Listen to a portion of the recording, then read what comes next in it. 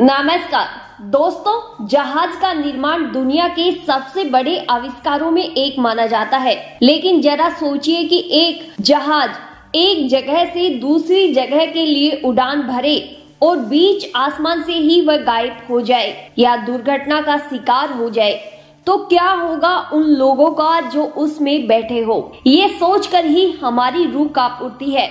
तो जरा सोचिए, जिन्होंने ये दुर्घटना देखी होगी उनका क्या हाल हुआ होगा।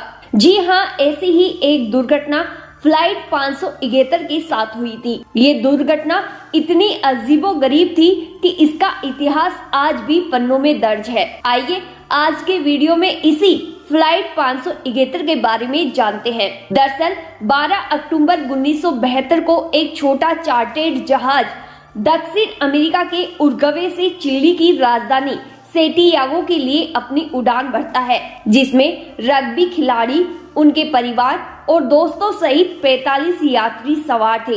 इन यात्रियों को 3 घंटे का सफर तय करना था। इस दौरान ये सब बेहद ही खुश नजर आ रहे थे। इस फ्लाइट को एंडीज पर्वत के ऊपर से होकर गुजरना था। बता दें कि एंडीज पर्वत साउथ अमेरिका की सबसे लॉन्गेस्ट माउंटेन रेंज है और हिमालय की पहाड़ियों के बाद सबसे ऊंची पहाड़ियां भी यहीं पर पाई जाती है। और यही पहाड़ियां इन यात्रियों के जीवन की रेखा और सफर की दिशा तय करती है। कहा यह भी जाता है कि पहाड़ न केवल अपनी रूहानी सुंदरता के लिए जाने जाते हैं, बल्कि अपनी घातक क्षमता के लिए भी जाने जाते हैं। 12 अक्टूबर को उन पहाड़ियों में एक तूफान आता है, जिसकी वजह से फ्लाइट आगे नहीं जा पाती है, जिसके कारण पायलट ये डिसाइड करते हैं कि वह रास्ते में ही कहीं रुक जाएंगे और फिर अगले दिन उड़ान भरेंगे। फिर प्लेन को अर्जेंटीना के मेंडोजा में आपातकालीन लैंडिंग कराई जाती है। अगले दिन 13 अक्टूबर को 2:18 पर प्लेन फिर से उड़ान भरता है। पायलट देखता है कि मौसम ठीक है और सफर भी अच्छा रहता है। 3:21 पर प्लेन सैंटियागो के करीब पहुंच जाता है। नीचे उतरते समय अचानक समस्या आ जाती है। प्लेन डगमगाने लगता है। प्लेन के सामने बादल आ जाते हैं। चारों तरफ सिर्फ बादल का ही साया नजर आता है। अचानक प्लेन में वार्निंग अलार्म बजने लगता है। जब प्लेन बादलों से बाहर निकलता है, तब पायलट देखता है कि सामने पहाड़ आ चुका है। इससे बचने के लिए आपातकालीन चढ़ाई शुरू की जाती है, लेकिन अफसोस अब तक देर हो चुकी थी। प्लेन का पिछला हिस्सा चोटी यानी पहाड़ी से टकरा चुका था, जिसके कारण पिछले हिस्से की 2 सीटों की रो हवा में उड़ जाती है। इसी के साथ 3 यात्री भी हवा में उड़ जाते हैं। कुछ देर और प्लेन ऊपर की ओर चढ़ाई करता है, लेकिन कुछ ही देर बाद प्लेन का बायां पंख हिस्सा भी टूट जाता है और कुछ यात्री और प्लेन से बाहर गिर जाते हैं। अब केवल प्लेन का मेन हिस्सा ही बचा था।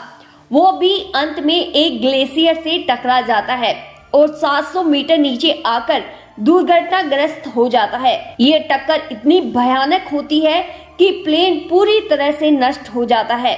यहाँ तक कि प्लेन का कॉकपिट भी पूरी तरह से नष्ट हो चुका था। साथ ही 2 पायलटों की तुरंत मौत हो जाती है। ये प्लेन अब किसी अनजान पहाड़ी पर 3570 मीटर की ऊंचाई पर टूटा हुआ पड़ा था। लेकिन 45 यात्रियों में से अब 33 यात्री ही जिंदा बचे हैं, जिनमें से कुछ लोग घायल हैं। इनमें से कोई नहीं जानता कि ये कहां पर है। बाद में पता चलता है कि प्लेन अपने रूट से 80 किलोमीटर दूर भटक चुका था। असली कहानी अब शुरू होती है दोस्तों, या फिर ये समझ लीजिए कि जिंदगी की असली परीक्षा अब इन यात्रियों को देनी है। ये वो दर्दनाक कहानी है जिसकी कल्पना भी सही से हम नहीं कर सकते। आइए जानते हैं इस कहानी की हकीकत को इस वीडियो के माध्यम से। दरअसल इस प्लेन दुर्घटना में 2 व्यक्ति ऐसे थे जिन्हें अधिक चोट नहीं लगी थी और दोनों ही मेडिकल छात्र रोबर्टो कैनेसा और गुस्तावो जर्बिनो थे। मेडिकल स्टूडेंट होने के कारण ये तुरंत कार्रवाई में जुट जाते हैं। ये घायल लोगों की देखभाल करते हैं, उन्हें सुरक्षित करते हैं। वहीं दूसरी तरफ प्लेन के लापता होने के बाद एक सर्च ऑपरेशन चलाया जाता है।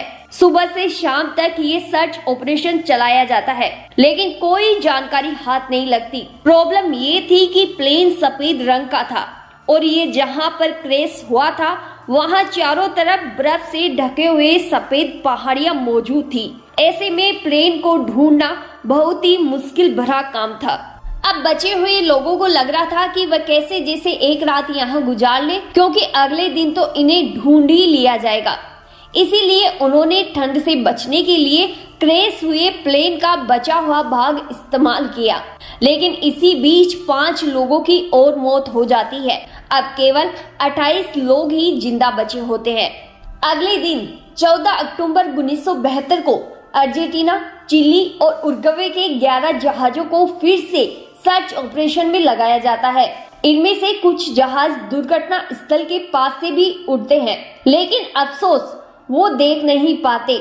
बचे हुए लोग जहाज की छत पर SOS लिखने के लिए लिपस्टिक का प्रयोग करते हैं ताकि उन्हें आसानी के साथ ढूंढा जा सके, लेकिन वह जल्द ही समझ जाते हैं कि उनके पास इतनी लिपस्टिक मौजूद नहीं है कि वह सभी शब्दों को लिख पाए।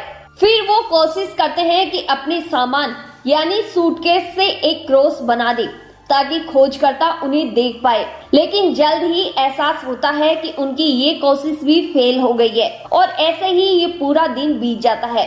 अगले दिन यानी 15 अक्टूबर को बचे हुए लोग विचार विमर्श करते हैं कि अब जिंदा कैसे रहा जा सकता है और कैसे बाहर निकला जा सकता है इन पहाड़ियों से। पास में उपलब्ध भोजन को छोटे छोटे हिस्सों में बांट लिया जाता है। पानी के लिए इन्होंने प्लेन के एक मेटल टुकड़े का प्रयोग किया जो कि धूप में जल्द ही गर्म हो जाता था। फिर उस पर बर्फ रखकर उसे पिघलाकर पानी इकट्ठा किया गया। इसी के साथ यात्री सीट कुशन का प्रयोग स्नो शूज के रूप में करते हैं।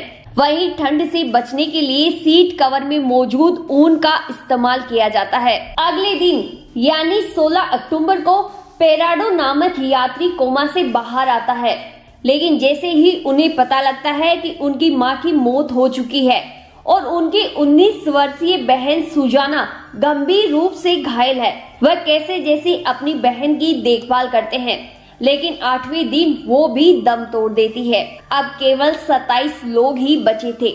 इनमें से अधिक यात्री समुद्र के किनारे रहते थे। उन्होंने कभी भी इतनी बर्फ नहीं देखी थी। अब अचानक -30 डिग्री सेल्सियस ठंड में अपने आप को बचाना किसी चैलेंज से कम नहीं था। इसी बीच एक समस्या और निकलकर सामने आई स्नो ब्लाइट की। जब सूर्य की किरणें पहाड़ियों पर मौजूद बर्फ पर गिरती है तो इससे आंखों पर इफेक्ट पड़ता है और ये अंधा भी बना सकती है। अब ऐसे में इनके पास केवल 3 जोड़ी ही चश्मे थे जिनसे ये काम चलाते थे। 21 अक्टूबर को कुल 142 घंटे और 30 मिनट की खोज के बाद खोजकर्ताओं को लगता है कि अब इन 8 दिनों में कोई ही शायद बचा होगा, क्योंकि मौसम इतना भयानक था कि किसी का बचना नामुमकिन था। इसी सोच के साथ इस सर्च ऑपरेशन को बंद कर दिया जाता है। इसी दौरान यात्रियों को प्लेन की सीटों के बीच एक छोटा ट्रांजिस्टर रेडियो फंसा हुआ मिलता है। रॉय हाले नामक यात्री ने प्लेन से विद्युत केबल का उपयोग कर एक बहुत लंबा एंटीना तैयार किया ताकि रेडियो को चालू कर सके, और ये इस काम में सफल भी हो जाते हैं। ये रेडियो पर सुनते हैं 11वें दिन कि सर्च ऑपरेशन को बंद कर दिया गया है। इस खबर को सुनने के बाद कुछ यात्री पूरी तरह से टूट जाते हैं, कुछ रोने लगते हैं, वहीं कुछ लोग भगवान से प्रार्थना करते हैं। अब इनके पास खाना भी खत्म हो गया था, क्योंकि इनके पास 8 चॉकलेट के पैकेट, बादाम और मसलस का एक टिन, जैम के 3 छोटे जार, कुछ कैंडी सहित शराब की कई बोतलें थी। दुर्घटना के बाद के दिनों में इन्होंने बहुत ही कम मात्रा में खाने का इस्तेमाल किया।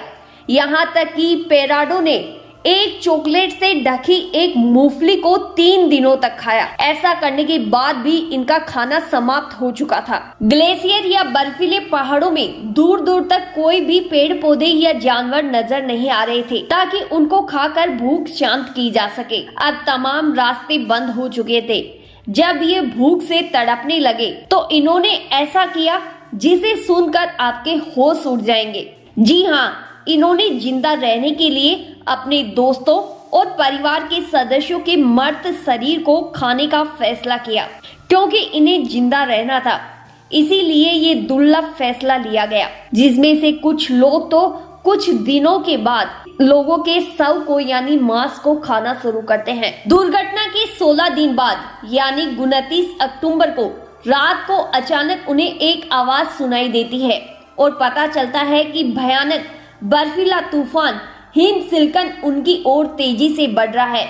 इससे पहले कि वह संभल पाते प्लेन में बर्फ भर जाती है। इस कारण 8 लोगों की और मौत हो जाती है। अब केवल 19 लोग बच जाते हैं। ये लोग अभी भी बर्फ में दबे हुए हैं। पेराडो एक होल करते हैं ताकि इन्हें थोड़ी बहुत हवा मिल सके। ठीक 2 दिन बाद लगातार ये एक सुरंग बनाते हैं, लेकिन देखते हैं कि एक भयानक बर्फीला तूफान फिर से इनकी तरफ बढ़ता चला आ रहा है और ये फिर से प्लेन में रुकने का फैसला लेते हैं। 3 दिन तक बचे हुए लोग कैसे जैसे बेहद ही तंग जगह में बैठे रहते हैं। 3 दिन बाद जब ये बाहर निकलते हैं तब तक इनको समझ आ चुका होता है कि इन्हें कोई भी बचाने के लिए नहीं आएगा। केवल यही खुद है जो खुद को बचा सकते हैं। कहते हैं ना दोस्तों, जब आप कठिनाइयों में हिम्मत दिखाते हैं तो ऊपर वाला भी आपकी मदद के लिए आगे आता है। इसीलिए समस्याएं कितनी भी बड़ी क्यों ना हो, हिम्मत को उस समस्या से बड़ा कर लेना चाहिए ताकि जीत आपकी हो।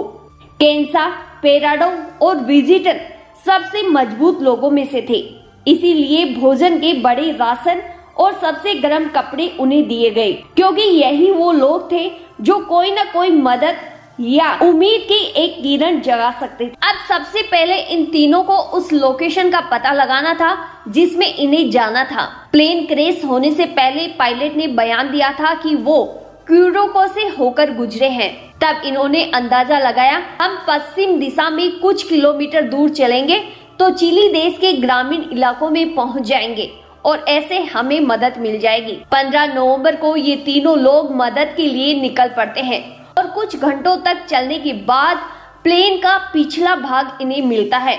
इसमें बहुत सारा खाने का सामान, दवाइयाँ, किताबें आदि मिलती है। साथ ही इन्हें मिलता है 2 तरफा रेडियो। ये डिसाइड करते हैं कि रात को यहीं रुकेंगे और अगली सुबह फिर से पूरब की ओर बढ़ेंगे। लेकिन बातचीत के दौरान इन्हें लगता है कि ये एयरक्राफ्ट रेडियो इसे भी चालू किया जाए ताकि कुछ न कुछ मदद मिल सके। कुछ दिन ये कोशिश करते हैं रेडियो को चालू करने की, लेकिन जल्द ही एहसास हो जाता है इनको कि ये काम सफल नहीं होगा। वहीं उधर 11 दिसंबर यानी दुर्घटना के 60 दिन बाद एक और पहाड़ी बर्फीला तूफान आता है जिसमें 3 लोगों की और मौत हो जाती है। अब केवल पीछे 16 यात्री बच जाते हैं। अब यात्रियों को एहसास हो चुका था कि पश्चिमी पहाड़ों की ओर बढ़ना ही उचित होगा, लेकिन उन्हें रात में ठंड से बचने के लिए कुछ ऐसा चाहिए था कि उनकी सुरक्षा के हिसाब से ठीक हो। तब बचे हुए यात्रियों में से एक 18 साल का लड़का, जिसकी मां ने उसे सिलाई करना सिखाया था, वो अपने साथ एक सिलाई किट लेकर चलता है जिसकी सहायता से एक स्लीपिंग बैग तैयार किया जाता है। 12 दिसंबर को पेराडो, केनेसा और विजिटर तीनों निकल पड़ते हैं ग्लेशियर पर चढ़ाई करने के लिए। इन्हें लगा कि 3 दिन में ये पहुंच जाएंगे, इसीलिए केवल 3 दिन का खाना लेकर ही साथ चलते हैं। पेराडो ने पेलो शर्ट के ऊपर 3 जोड़ी जीन्स और 3 स्वेटर पहने थे। साथ ही प्लास्टिक शॉपिंग बैग में लपेटे हुए 4 जोड़ी मोजे भी पहने थे ताकि ठंड से बचा जा सके। यहाँ तक कि इनके पास कोई तकनीकी गियर, कोई नक्शा या कपास या कोई चढ़ाई का अनुभव नहीं था। फिर भी ये पहाड़ी की ओर बढ़ने लगते हैं। रात को तीनों स्लीपिंग बैग में गुजारते हैं ताकि ठंड से बचा जा सके और सुबह सूरज निकलते ही फिर निकल पड़ते अपनी यात्रा पर। ऐसे 4 दिन निकल जाते हैं। तब जाकर इन्हें एहसास होता है कि वह गलत है, क्योंकि ये रास्ता खत्म ही नहीं होता है। खाने की कमी के कारण विजिटर निर्णय लेते हैं कि वह वापस क्रैश एयरक्राफ्ट के पास लौट जाएंगे। वो एयरक्राफ्ट के पास पहुंच जाते हैं। पेराडो और केनेसा शिखर पर चढ़ाई करते हैं और देखते हैं कि चारों तरफ केवल पहाड़ ही पहाड़ नजर आते हैं। पेराडो कुछ देर ध्यान से देखने के बाद उन्हें पश्चिमी क्षितिज पर 2 चोटियां दिखाई देती है जो कि बर्फ से ढकी हुई नहीं होती है। अब वो बिना हार माने उसी दिशा में बढ़ते हैं और एक दिन ऐसी पहाड़ी में पहुंच जाते हैं जहां उन्हें एक नदी बहती हुई दिखाई देती है।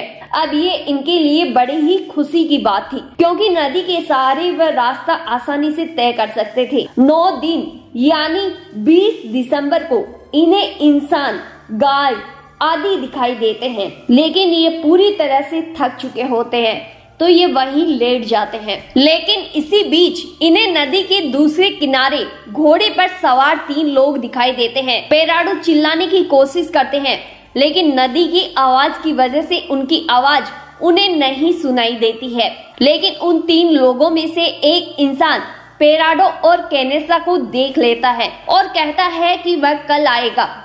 अगले दिन वह आदमी लौट भी आता है, साथ एक पेंसिल पेपर लेकर आता है, जिसको वो दूसरी तरफ यानी पेराडो और केनेसा की तरफ फेंकता है। पेराडो उस पर अपना संदेश लिखते हैं कि मैं उरुग्वे से आया हूँ, हम 10 दिन से पैदल चल रहे हैं, वहाँ मेरा एक घायल मित्र है, जहाज में अभी भी 14 लोग घायल है, हमें यहाँ से जल्दी निकलना है, हम नहीं जानते कैसे, हमारे पास खाना भी नहीं है, हम कमजोर हैं, अब हम चल भी नहीं सकते, प्लीज हमें बचा लो। बता दें कि दूसरी तरफ इस संदेश को पाने वाला चिली देश का किसान सर्जियो कैटलोन है। वह इशारों से आश्वासन देता है। अपने बाकी साथियों के बातचीत के दौरान कैटलोन को याद आता है कि 2 माह पहले एंडीज की पहाड़ियों में एक प्लेन क्रैश हुआ था। वो लोग शॉक्ड हो जाते हैं, क्या अभी भी कोई जिंदा है? कैटलोन ने नदी के उस पार पेराडो और केनेसा को रोटी फेंकी। फिर वह मदद लाने के लिए 10 घंटे तक घोड़े पर सवार होकर पश्चिम दिशा की ओर चलता है और अंत में वह एक करीबी शहर में पहुंच जाता है। तो वहां के सैन फेराडो में चिली सेना के कमांडो को ये खबर देता है। बीच उधर पेराडो और केनेसा को घोड़े पर बिठाकर लॉस मेटनेस शहर में लाया जाता है, जहां पर वह आराम करते हैं। इन्होंने पिछले 10 दिनों में 61 किलोमीटर की पदयात्रा की थी। जब ये खबर चारों तरफ फैलती है, तब चिली देश के 3 हेलीकॉप्टर भेजे जाते हैं रेस्क्यू के लिए। पेराडो की मदद से वह उस लोकेशन पर पहुंच जाते हैं और 22 दिसंबर 1972 की दोपहर को 2 हेलीकॉप्टर बचे हुए जीवित लोगों तक पहुंच जाते हैं और उनकी जान बचाई जाती है। इस पूरी घटना का उल्लेख पियर्स पॉल रीड ने 1974 में अलाइव नामक किताब में किया है। साल 1993 में निर्देशक फ्रेड मार्शल ने फिल्म भी बनाई है इस घटना पर। ये घटना हमें सिखाती है दोस्तों कि अगर आप में जीने की इच्छा या कुछ बड़ा करने की इच्छा है, तो हमें लगातार हिम्मत के साथ आगे बढ़ते रहना चाहिए और एक ना एक दिन सफलता हमारे कदमों में होगी। इसके अलावा भी दोस्तों हमने कई वीडियो बनाए हैं, जिनके द्वारा आपको कुछ ना कुछ सीखने को जरूर मिलेगा। धन्यवाद।